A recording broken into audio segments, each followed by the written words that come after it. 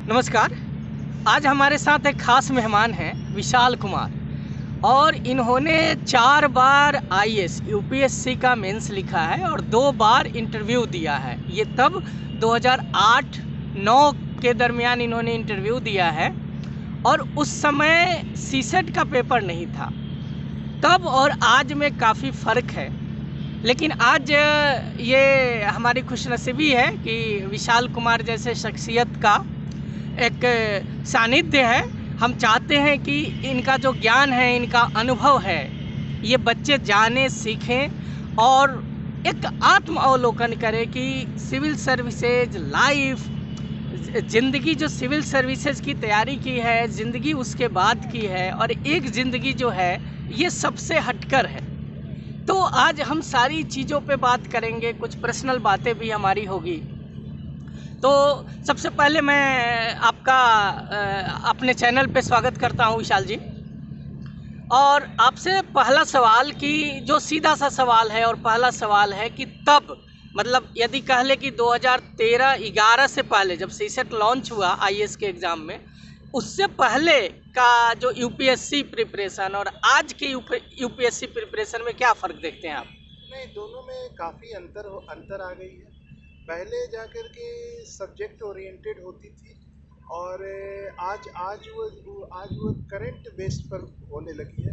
ये क्योंकि जैसे जैसे दुनिया ग्लोबल होते जा रही है और सारी दुनिया नज़दीक आते जा रही है हमारी, वैसे वैसे पूछने के उनके पैटर्न में भी बदलाव आते जा रहा है और अंतर्राष्ट्रीय महत्व पर ज़्यादा फोकस किया जा रहा है और चूँकि आज केवल एक जीएस पोर्शन ही है और पहले पहले चूँकि ऑप्शनल रहती थी तो वो सब्जेक्ट वाइज होती थी, तो ज़्यादातर एक एक परिधि में ही सिमट के रह जाती थी। कोई पवेड ले लिया तो कोई हिस्ट्री ले लिया तो कोई कोई कोई दूसरा सब्जेक्ट ले लिया, तो वो सब्जेक्ट और उसका वेटेज भी ज़्यादा था। पहले मतलब एक तरह से ऑप्शनल का वेटेज ज़्यादा था। ऑप्शनल का वेटेज ज़्यादा था तो सब्जेक्ट ओरिएंटेड हो जाता था, पेपर ही हो जाता था सब्जेक्ट, क्योंकि 1200 का वही हो जाते थे और जीएस मात्र 600 के रह जाते थे, तो वेटेज वो कम जाते थे। तो लोग जीएस पर उतना फोकस नहीं कर पाते थे जितना कि ऑप्शनल पर करते थे, जिसके कारण ब्रॉड बेस्ड प्रोस्पेक्टिव में लोग पढ़ नहीं पाते थे। केवल एक किताब समझिए, किताबी वर्ण बन के रह जाते थे कीड़ा। बिल्कुल, मैं बस 1 मिनट दर्शकों को क्लियर कर दूं कि देखिए 2011 और 13 में यूपीएससी ने अपना सिलेबस का बदलाव किया।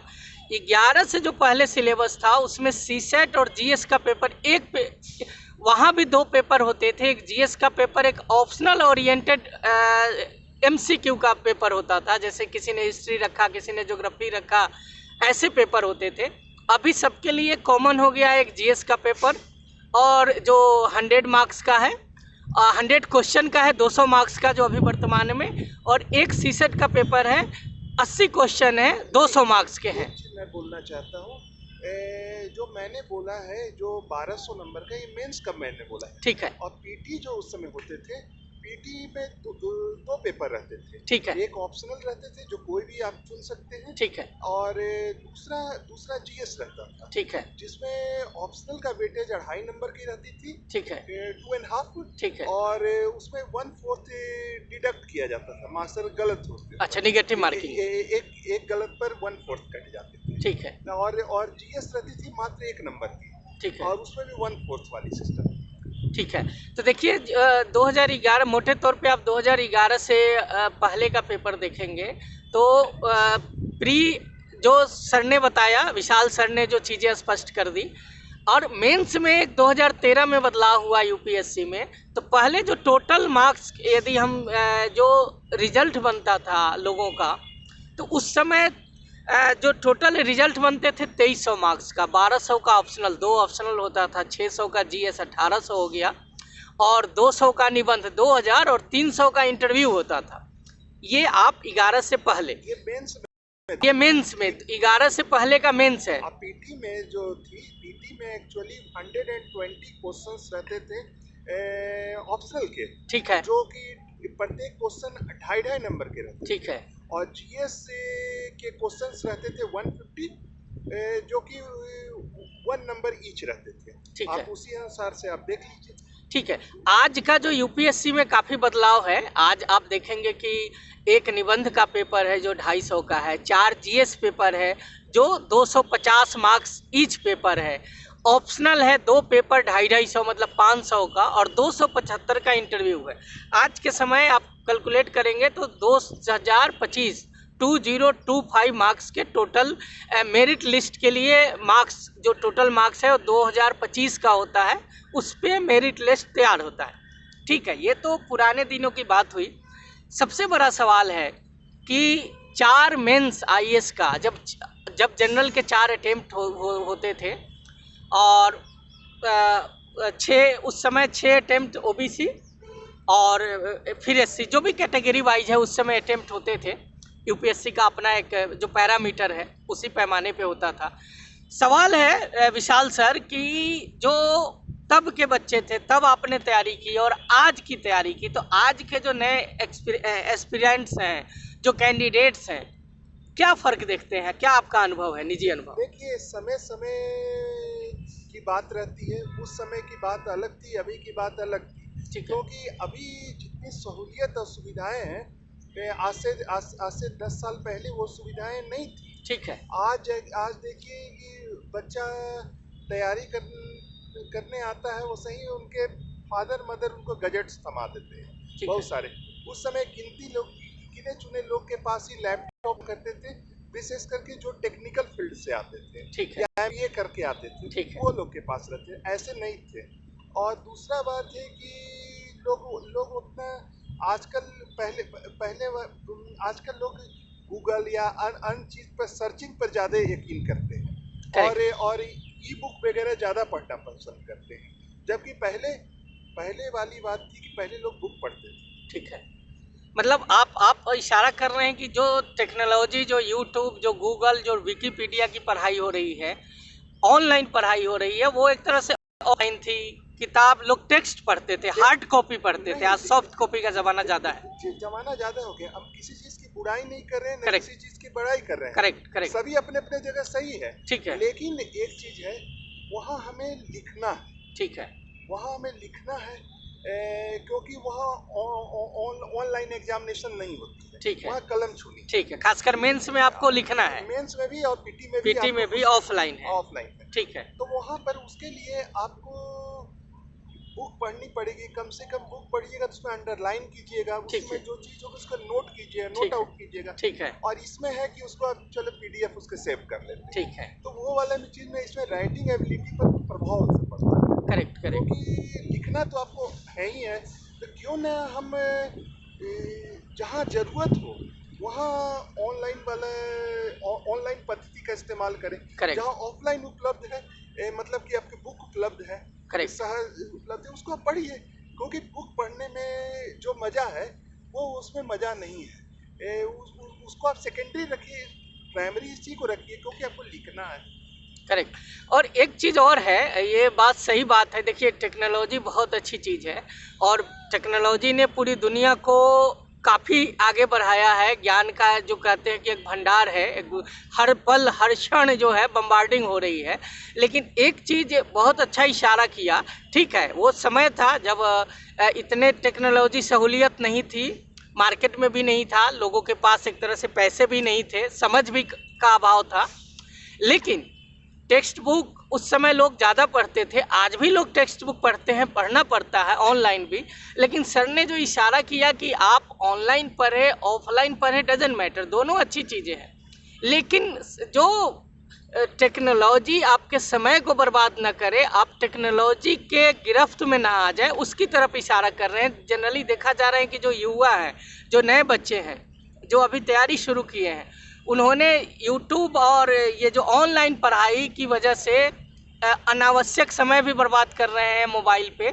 तो वो उन चीज़ों से बचना है। पढ़ाई बहुत अच्छी चीज़ है, तरीका बहुत अच्छा है, लेकिन आपकी जो सोच है, आपका समय बचे, आपको इन बातों का काफ़ी ध्यान रखना है। आप कोई भी माध्यम अपनाएं। लेकिन हाँ, एक चीज़ और इन्होंने जो ऐड की बहुत खूबसूरती से, बहुत अच्छी चीज़ बात बताई कि लिखने का प्रैक्टिस जनरली है कि आप ऑनलाइन ऑफलाइन दुनिया की बात में उलझ कर न रह जाएं, आप प्रैक्टिस करें। खासकर मेंस की बात हो रही है, उस समय भी लिखना था, आज भी आपको बहुत ज़्यादा लिखना है।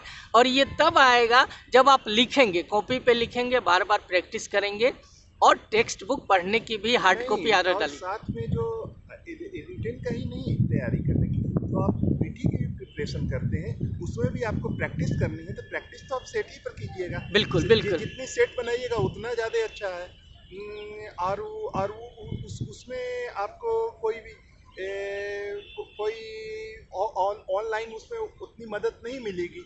ऑनलाइन में आपको कुछ कंटेंट भले मिल जाए, लेकिन उसको धरातल पर उतारने के लिए आपको अपना हाथ जगरनाथ, बिना हाथ चलाए हुए काम नहीं चलेगी। बिल्कुल बिल्कुल। और अभी भी देखिए ऑफलाइन एग्ज़ाम यूपीएससी, कम से कम बैंकिंग के बहुत सारे एसएससी के एग्ज़ाम ऑनलाइन हो रहे हैं, लेकिन अभी भी जो सिविल सर्विसेज के एग्ज़ाम हैं, खासकर यूपीएससी की बात करें, यूपीएससी हम केंद्रित बात कर रहे हैं, तो ऑफलाइन ही है। तो कहीं ना कहीं एक साइकोलॉजी होती है, आप ऑफलाइन प्रैक्टिस करेंगे। बच्चे आजकल ऑनलाइन प्रैक्टिस कर रहे हैं, ऑफलाइन एग्ज़ाम देना है, तो कहीं ना कहीं एक साइकोलॉजी बनाइए, कोशिश करें। एक चीज़ मैं आपको और बोल सकता हूँ, जैसे कि आपने बैंकिंग का जिक्र किया, ठीक है। तो बैंक में भी टेक्नोलॉजी आ गई है। आप बैंकिंग मैंने बैंक का बात बोल रहे हैं, ठीक है। बैंक में भी है। लेकिन एक चीज़ आप शायद बहुत लोग जानते भी होंगे जो बैंकिंग फील्ड से नहीं है, जो बैंकिंग फील्ड से है वो जानते होंगे, ऐसे जो नहीं है उनको मैं बता देता हूँ। बैंक है जो ऑनलाइन सारा काम कंप्यूटराइज करती है, सब चीज़ होती है, करेक्ट। लेकिन वो ऑफलाइन में भी मेंटेन रखती है। ऑफलाइन में मतलब कि वो दस्तावेज वगैरह, लिखित दस्तावेज भी मेंटेन रखती है, वो भी एक अलग से रखती है बिल्कुल बिल्कुल। कि अच्छा, जरूरत पड़ने पर वो भी काम दे सके। अच्छा। बाय द वे, अगर कुछ हैकिंग वगैरह हो गई या कुछ गड़बड़ी हो गई, तो वो दस्तावेज, कागजी दस्तावेज भी सबूत के तौर पर विराजमान रहेगी। देखिए एक बहुत अच्छी बात बताई सर। एक सवाल और है कि आजकल खैर ऑनलाइन ऑफलाइन की बात हो रही है, आजकल बच्चे जो हैं ऑनलाइन तो पढ़ाई कर रहे हैं, लेकिन आप जो टेक्स्ट बुक एनसीईआरटी को लेकर आपकी क्या थिंकिंग है?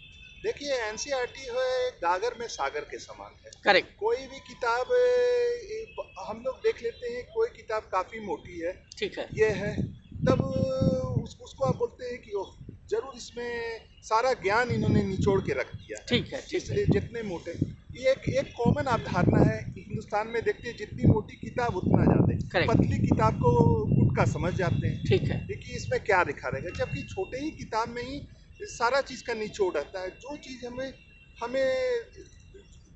कहीं जानकारी हमें 10-15 पेज की जगह वही एक पेज में मुझे समझा रहा है, तो समझने में तो वही ना, एक ही पेज ना मेरे लिए काफ़ी है। करेक्ट। कि जो मुझे समझा, निचोड़ के सारा चीज़ का निचोड़ एक जगह दे दिया है और मेरे दिमाग में फिट कर दिया है। एनसीईआरटी भी वही है, वो ज़रूरत है कि उसको जितना बार पढ़िएगा उतनी बार नए नए कंटेंट आपको मिलेंगे। विश्वास नहीं कीजिएगा, मैंने एनसीईआरटी 2 दर्जन बार से ऊपर बार पढ़ी है। करेक्ट। लेकिन प्रत्येक बार मुझे कोई न कोई नया चीज़ मिलते थे। करेक्ट। और सबसे बड़ी बात है, कई बार यूपीएससी या कोई भी एग्जामिनेशन में वहीं से कोई सेंटेंस को उठा करके क्वेश्चन के रूप में दे दिया। ओके। देखिए शॉर्टकट, देखिए आज बाज़ार में इतनी पत्रिकाएं हैं, इतनी किताबें हैं, और कहीं ना कहीं इंसान शॉर्टकट के रास्ते में आसान रास्ता चुनता है। इससे आपकी समय की बर्बादी होती है। और जहाँ तक कंसेप्ट की बात है, जो एनसीईआरटी भारत सरकार की किताब है, टेक्स्ट बुक है, आपको आदत डालनी है। और जितने भी एस्पिरेंट्स हैं, मेरा करबद्ध निवेदन है कि आप, ठीक है बाज़ार की किताबें पढ़ रहे हैं, किसी कोचिंग का नोट्स पढ़ रहे हैं, मैं ये नहीं कह रहा हूँ कि आप छोड़ दें, लेकिन जो आपका बेस है, जहाँ से चीज़ें आ रही है, तो आप एनसीईआरटी को पढ़ें, बार बार पढ़ें। जनरली जो 6 से 12 तक की किताबें हैं, हिस्ट्री है, ज्योग्राफी है, पॉलिटी है, इकोनॉमी है, आप किताबें पढ़ें, बार बार पढ़ें, आपका कंसेप्ट होगा। और आप देखेंगे कि यूपीएससी में जो सवाल पूछे जाते हैं, खासकर यदि हम प्री ओरिएंटेड बात करें, तो बहुत कंसेप्चुअल होता है, एनालिटिकल होता है। ये आप तब कर पाएंगे जब आपका कम सोर्स हो, अच्छा source, in the sense text book हो लाइक एनसीईआरटी, और आपने कई बार रिवाइज किया हो, कंसेप्ट को बिटवीन द लाइन्स आपने पढ़ाई की हो, तब आपके सवाल प्रोबेबिलिटी होगी ज़्यादा सही होने की। आप मोटी मोटी किताबें, बाजारू किताबों के चक्कर में पढ़ के शायद अपना समय भी, पैसे की भी बर्बादी करते हैं, और कहीं ना कहीं एक फेलियर का भी, एक आम बच्चा जो गांव से आता है, छोटे शहरों से आता है, तो उसे कहीं ना कहीं भटकाव है। बाजार की चकाचौंध में वो फंसकर मोटी मोटी किताबें, न जाने कितनी किताबें वो खरीदता है। आपको अलमीरा नहीं बनाना घर को, आपको पुस्तकालय नहीं बनाना है, आपको माइंड को पहले कॉम्पिटिटिव बनानी है, स्ट्रेटजी बनाना है, और फिर एनसीईआरटी पढ़ना है।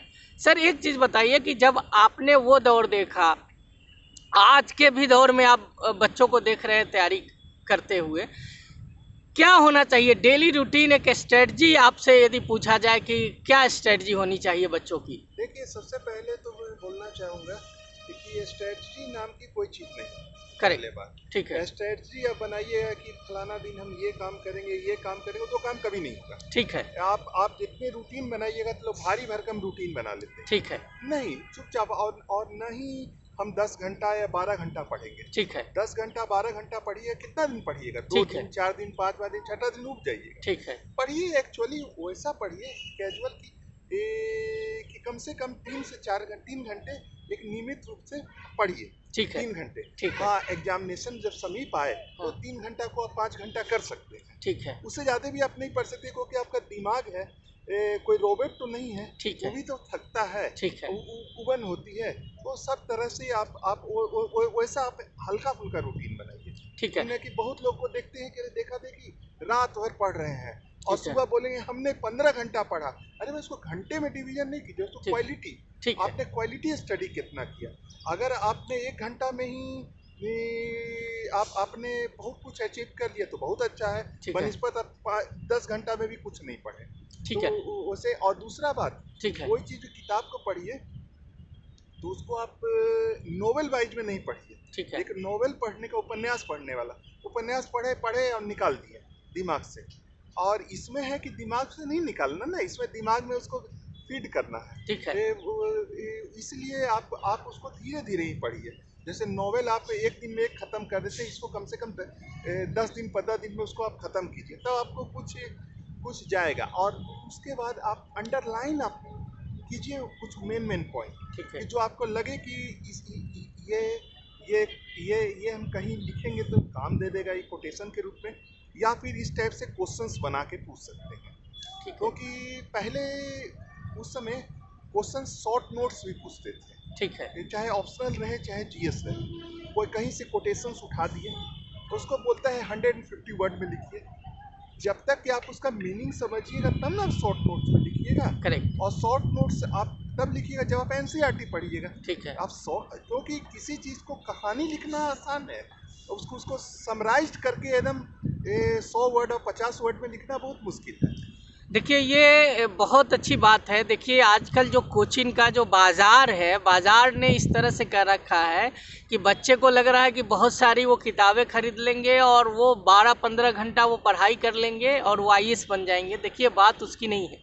और अपवाद, एक कहावत भी है कि exception is not an example. Generally कोई सफल कैंडिडेट ये बता देता है कि हमने 15 घंटा 16 घंटा की पढ़ाई की। तो सर ने बहुत अच्छी बात बताई कि आप रोबोट नहीं हैं। देखिए हम इंसान हैं, एक क्षमता है, और 5, 6, 7, 8 घंटे मैक्सिमम हमारी क्षमता होती है। रिटेन भी करना है, उसको एनालिसिस भी करना है, चीज़ों को केवल पढ़ते नहीं जाना है, बहुत सारी चीज़ें करनी है। इसलिए क्वालिटी पे ध्यान दीजिए, क्वांटिटी पे नहीं। समय हो अपने अकॉर्डिंग आप बांटे। आपको 3-4 फेज में सुबह, दोपहर, शाम में आपको कैसे पढ़ना है, 2 घंटा सुबह, 3 घंटा, 4 घंटा दोपहर या शाम में, आप अपने सहूलियत के बांटे, विषयों का क्रम कर ले, जो सर ने बात बताई। दूसरी चीज़ जो सर ने बात बताई कि आपको ये ध्यान रखना है कि जो एक तो सीमित किताब हो और आप अंडरलाइन करें, बिटवीन द लाइंस पढ़े चीज़ों, जो भी टर्मिनोलॉजी है, जो भाषा की, जैसे आप आज की बात करें तो जैसे इथिक्स पेपर है, इकोनॉमी है, जीएस फर्स्ट पेपर है, जीएस सेकेंड है, जीएस थर्ड है या निबंध है, तो आप किसी चीज़ को समझ रहे हैं तो आप आज भी आप एथिक्स में देखेंगे कि एक स्टेटमेंट पूछ दिया जा रहा है, निबंध में स्टेटमेंट दे दिया जा रहा है, वह दार्शनिक स्टेटमेंट है, सामाजिक स्टेटमेंट है या किसी बड़े व्यक्तित्व का कथन है। तो आप किसी चीज़ को समझे रहेंगे तभी तो आप अपने शब्दों में लिखेंगे। और अपनी भाषा में लिखेंगे तभी आपको मार्क्स मिलेगा। किसी मैगजीन्स को रटकर पढ़कर किसी कोचिंग के नोट्स को रटकर पढ़कर आपको मार्क्स नहीं मिलने जा रहा है या आप सफल नहीं होने जा रहे हैं। तो सर एक चीज़ बताइए कि आज की जो कोचिंग की बात करें, ठीक है उनका भी एक मार्केट है, हम कोचिंग की बुराई नहीं कर सकते, कोचिंग भी एक डिसिप्लिन लाता है, कहीं ना कहीं उसका कोचिंग का भी योगदान है। लेकिन बच्चे जो पूरी तरह से कोचिंग सेंटरों पे डिपेंडेंट होते जा रहे हैं, इस पे आप क्या कहेंगे? देखिए कोचिंग एक मार्गदर्शक का आपका काम कर सकती है। ठीक है। आपको क्या करना है क्या नहीं करना आपको बता, एक हाथ पकड़ के आपको कुछ दूर तक ले जाएगा। ठीक है। उसके बाद फिर फिर वो छोड़ देगा। ठीक है। फिर चलना तो आप ही को ना है। बिल्कुल। जैसे बिल्कुल। बच्चा को भी आप उसके गार्जियन हाथ पकड़ के कुछ दूर चलवाते हैं, फिर तो अपने ही कोशिश करके गिरते पड़ते आपको खड़ा होता है। उसे गिरना पड़ना तो आप ही को है। ठीक है। और दूसरा बात है कि आप कोई कोचिंग ज्वाइन करते हैं, कोचिंग ज्वाइन करने से पहले आप ग्रेजुएशन किए, उसका सूट उठ के आए और कोचिंग ज्वाइन कर लिए, कोई उससे नहीं ना होगा। कोचिंग में जाने से पहले आपको खुद प्रिपेयर होना पड़ेगा। ठीक है। आप क्या लेना है क्या नहीं लेना है। पहले तो हमारे समय में सब्जेक्ट था कि ऑप्शनल क्या लेना है क्या नहीं लेना, अब तो नहीं है। लेकिन फिर भी आप अभी भी आप देखिएगा कुछ तो उसके विषय में जो आप लीजिए, मान लीजिए कि जीएसई है तो जीएस के बारे में ABC कुछ जानिएगा, कुछ हल्का फुल्का पढ़ लीजिएगा, उसके बाद ही ना आप जाइएगा कोचिंग में, तभी ना आप कुछ समझ पाइएगा। नहीं तो आपकी कोचिंग खत्म हो जाएगी, आप समझते ही रह गए, सब ऊपर से दिमाग के ऊपर से पार कर गई। इसीलिए पहले आप ठंडे दिमाग से सब विषय देखें कि हमारे लायक है कि नहीं है, हम इसको ठीक से कर पाएंगे कि नहीं कर पाएंगे। कर पाएंगे तो उसको थोड़ा अपने से ही 6 महीना उसको पढ़ें, उसके बाद फिर जाएं, कि जिससे कि आप मेंटली तैयार रहिएगा, जिससे कि आप जो वहाँ कोचिंग के सर पढ़ाएंगे उनको आप आसानी से गैदर कर सकते हैं। देखिए बात वही आई कि एक बेसिक अंडरस्टैंडिंग चाहिए, और हड़बड़ाहट में जो मध्य वर्ग के छोटे शहरों के बच्चे आ रहे हैं और वो हड़बड़ाहट में कोचिंगों के पीछे भाग रहे हैं, उन्हें लग रहा है कि कोचिंग एक घुट्टी की तरह कुछ पिला देगा और वो IAS बन जाएंगे, सफल कैंडिडेट बन जाएंगे। ऐसा नहीं है। देखिए आप पहले अपनी क्षमता देखिए और एक बेसिक तैयारी, कम से कम एक NCERT 5-6 महीने की तैयारी हो, खुद का आत्मावलोकन करिए, सिलेबस को बार बार देखिए, सिलेबस क्या है और क्वेश्चन पेपर को, सिलेबस में क्या है और क्या पूछा जा रहा है पिछले 5-10 साल का आत्मावलोकन करिए, फिर किसी कोचिंग के पीछे जाइए, ताकि आपका एक डिसिप्लिन मेंटेन हो और जहां आपकी कमियां रह गई हो कहीं ना कहीं उस कमियों को दूर किया जाए। सर एक बहुत सवाल है, खासकर जब जिस तरह से हमारी जनसंख्या भी बढ़ रही है और एक लोगों का जो कैंडिडेट्स की संख्या भी, UPSC की बात करें, IAS की बात करें, तो बच्चे काफ़ी आकर्षित भी हो रहे हैं इस आधुनिक युग में सिविल सर्वेंट्स की तरफ। लेकिन इसमें जनरली ज़्यादातर जो बच्चे एस्पिरेंट्स हैं एक लंबा पीरियड गुजार दे रहे हैं। तो बात आती है कि एक अल्टरनेटिव जॉब, क्या UPSC की तैयारी ग्रेजुएशन के बाद शुरू कर देनी चाहिए या उनको एक अल्टरनेटिव रोजगार, एक स्किल पहले एक तैयार कर लेना चाहिए ताकि कल फेलियर होते हैं तो फिर उनका। देखिए जो आपने बात पूछी है तो वो बात एक दो धारी तलवार है। ठीक है। कि कुछ लोग के लिए कि नहीं, हमारा एक लक्ष्य आप लेके चलिए। ठीक है। क्योंकि उनका कहना है 2 नाव पर सवारी करेंगे तो कहीं के नहीं रहेंगे। ठीक है। इसलिए एक क्लब की तरह एक लक्ष्य आप बना के चलिए। मतलब एक ग्रुप ऐसी बात करता है। एक ग्रुप ऐसे बात करता है। दूसरा एक कहता है कि नहीं, एक अल्टरनेटिव रखना चाहिए। ठीक है। मान लीजिए एक तरफ हम डूबेंगे तो दूसरा तरफ सहारा, दूसरा तरफ मुझे सहारा मिल जाएगा। ठीक है। तो दोनों अपने अपने जगह सही है। ठीक है। लेकिन आज ये भी तो देखिए कि दूसरा भी जो विकल्प आप रखे हुए हैं, मान लीजिए कि बहुत सारे लोग टेक्निकल डिग्री रखे हुए हैं। ठीक है। सही है। ठीक है। वो भी अपना 5-6 साल यहाँ दे देते हैं। ठीक है। उसके बाद वो फिर उस फील्ड में जाते हैं तो उस फील्ड में टेक्निक है। ठीक है। तो अब वो मार्केट में जाएंगे जॉब के लिए तो बोलेगा कि आप तो आउटडेटेड हो गए। ठीक है। 5 साल 6 साल पहले, और आप तो उसमें अपडेट भी नहीं है। क्योंकि अमूमन वो जो टेक्निकल सब्जेक्ट वाले जो रहते हैं, करेक्ट, वो अमूमन आर्ट्स सब्जेक्ट लेते हैं, आर्ट्स फैकल्टी वाले सब्जेक्ट लेते हैं। ठीक है। चाहे सोशोलॉजी रहे या कुछ रहे, माने कि मतलब कि वो पीसीएस के लहजे में बोले, इसमें भी आप इसमें भी ज़्यादातर आर्ट्स सब्जेक्ट ही पढ़ते हैं, जीएस में भी। ठीक है। तो अपने सब्जेक्ट के से टच में तो रहते नहीं हैं। ठीक है। तो जिसके कारण उनके लिए भी उतना ही दिक्कत होती है। ठीक है।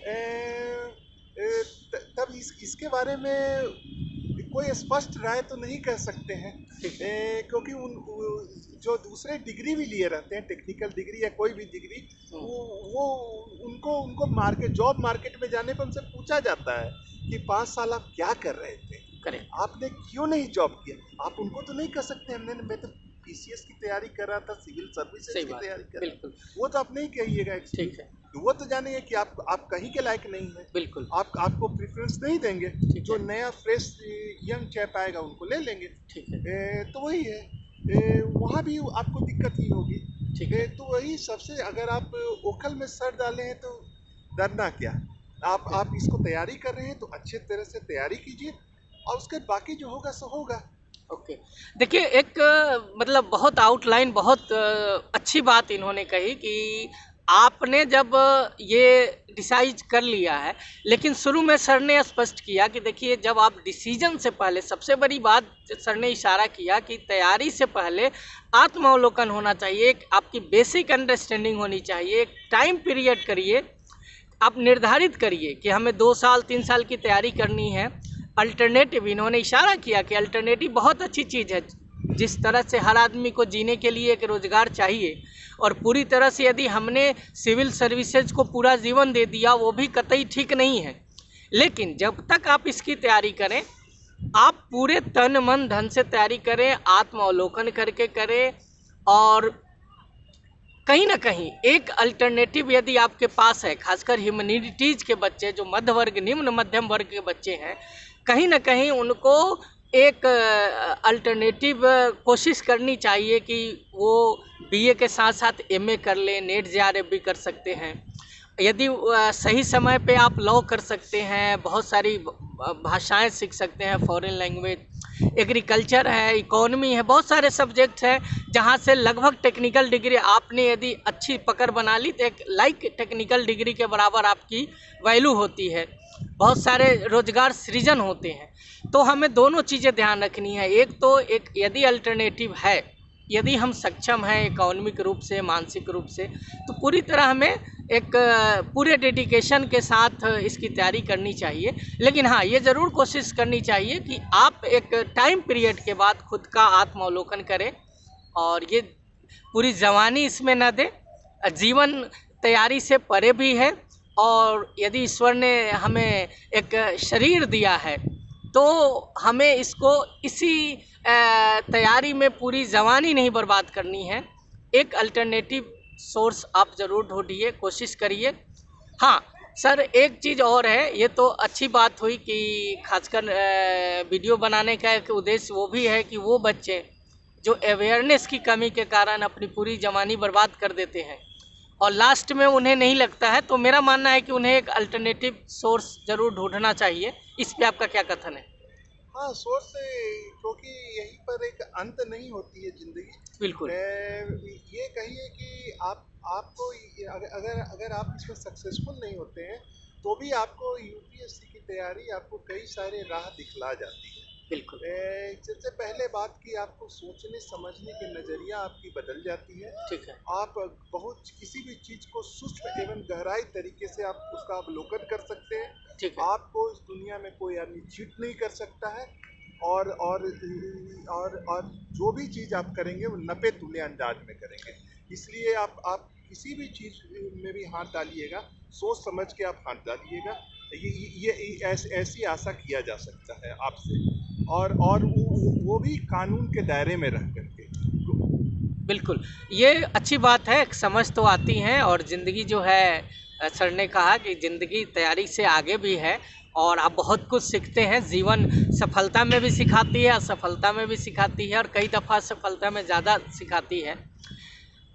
एक सवाल सर, आखिरी सवाल आपसे है कि जिस तरह से आधुनिकता है, शहरीकरण दौर शुरू हो चुका है, और बच्चे जो हैं, खासकर यूपीएससी एस्पिरेंट्स जो हैं, या जो भी यंगस्टर हैं, यदि हम यंगस्टर की बात करें, युवा की बात करें, ये आज की का जो खान पान है, रहन सहन है, उनका जो जीने का तरीका है, देर रात्रि तक जगना, देर से उठना, या एक्सरसाइज नहीं करना, बंद कमरों की ज़िंदगी है, या कई लड़के नशे के शिकार है, सिगरेट पीना, नशा करना, शराब करना, तो जिसको आप दुर्गुण कह ले।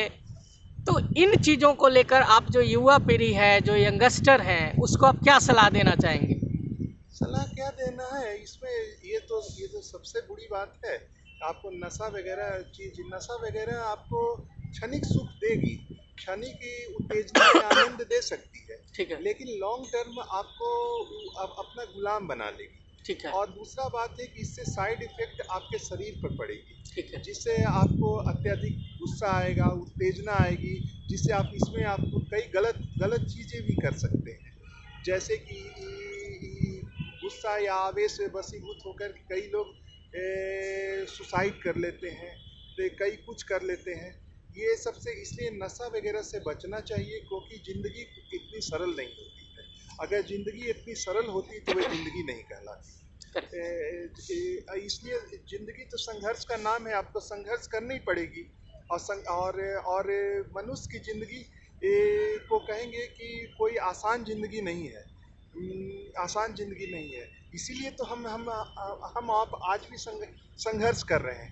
ऐसा नहीं है कि जो आदमी सफल हो गए हैं, जो क्वालिफाइड हो गए हैं, वो संघर्ष नहीं कर रहे हैं, वो अपने फील्ड में संघर्ष कर रहे हैं। उनको तो और संघर्ष करना पड़ा है, हमें तो अपने असफलता से संघर्ष करना पड़ा। वो सफल होने के बाद भी उन्हें कई तरह के लोगों से उनको सामना करना पड़ रहा है, और कई लोगों की समस्या से दो चार होना पड़ रहा है। तो उनको भी देखिए, वो भी परेशान है, हम भी परेशान हैं। बस इसीलिए परेशानियों के बीच में अपना रास्ता निकालना है। बस ये ऐसा ही तो जिंदगी कटेगी। कोई वो आराम से मखमली रूपी जिंदगी कभी नहीं रहती है, हमेशा मखमल के नीचे कांटे ही बिछे रहते हैं। बिल्कुल, देखिए ज़िंदगी है, जीना है, सफलता असफलता आती जाती रहेगी, और यदि आपसे उम्मीद है परिवार को, समाज को, देश को, तो खासकर युवा पीढ़ी से है कि अपना रहन सहन, खान पान अच्छा करे, नशे में ना पड़े, क्षणिक सुख। एक चीज मैं और बोलना चाहता हूँ, जितने लोग आप उदाहरण देते हैं करेक्ट कि बहुत बड़े आदमी बने, तो उनका बैकग्राउंड क्यों नहीं देखते हैं? बिल्कुल, उनके स्टार्टिंग फेज देखिए। वो डायरेक्ट ही नहीं इतने बड़े आदमी बन गए। करेक्ट, उनको भी कई जगह असफलताएं, सफलताएं, ठोकर खानी पड़ी, कई जगह समाज की जिल्लतें सहनी पड़ी। करेक्ट, ये सब सहते सहते जो आदमी इस सब पर ध्यान न देके निरंतर आगे बढ़ता गया, वही आज सफल है। इसलिए तो कहा गया है, जो जीता वही सिकंदर। जो जीत गया उसको समाज एरम सर आंखों पर दिखाएगा, भले उसका पास्ट कुछ भी रहा। इसलिए आप निरंतर आगे बढ़ते रहिए। अभी आपको जो लोग बुराई कर रहे हैं, अगर आप सफल हो गए तो सब आपको तारीफ करेंगे, सब आपसे अपना नाता जोड़ेंगे। ये फलाना आदमी तो बहुत अच्छा था, शुरू से ही उसके माथे में तेज था, 10 तरह के गुणगान गाएंगे। आप कितने भी अच्छे हैं, अगर आप असफल हो गए तो सब चीज़ मट्टियामेट हो जाएगी। इसलिए आप अपना सोचिए, और लोग की चिंता नहीं कीजिए लोग क्या बोल रहे हैं, आप अपने धुन में रहिए। और निगेटिव लोग से आप दूर रहें। सबसे पहले कि निगेटिव लोग से दूर रहें। निगेटिव लोग आपके राह को भटकाएंगे, इसलिए आप सकारात्मक सोचते रहें, एकला चलो। बिल्कुल, देखिए एकला चलो वाली इन्होंने जो बात कही, आप नकारात्मक लोगों से दूर रहिए, मेहनत करिए, कर्म करिए, और समय का सदुपयोग करिए। नशा में, गलत कामों में, या ज़रूरत आवश्यकता से ज़्यादा मोबाइल देखने में समय को व्यर्थ मत करिए। माँ बाप ने यदि बहुत मेहनत से वो पैसा कमाते हैं और आपके पीछे यदि खर्च कर रहे हैं, तो एक एक पाई जिसको बोलते हैं, आप सदुपयोग करिए। ये तभी होगा जब आप अपना कर्म, अपनी पढ़ाई ईमानदारी से करेंगे, आगे बढ़ेंगे। आप छोड़ दीजिए सफलताएं असफलताएं, एक टारगेट ज़रूर रखिए। केवल यूपीएससी सिविल सर्विस की तैयारी में ही पूरा जीवन नहीं करना है। 2 साल, 3 साल, 4 साल मैक्सिमम आप एक टाइम फिक्स करिए, एक अल्टरनेटिव भी रखिए, और क्वालिटी पे ध्यान दीजिए, ना कि क्वांटिटी पे। और हेल्थ के प्रति भी सजग रहिए, मस्त रहिए, और जो सर की बातें हैं आप इस पे अमल ज़रूर करिएगा, हमारे चैनल को ज़रूर सब्सक्राइब करिएगा, कमेंट करके बताइएगा कि हमारी बातचीत कैसी लगी। आगे भी हम बातचीत करते रहेंगे, नए मेहमान नए शख्सियत से आपकी मुलाकात कराते रहेंगे।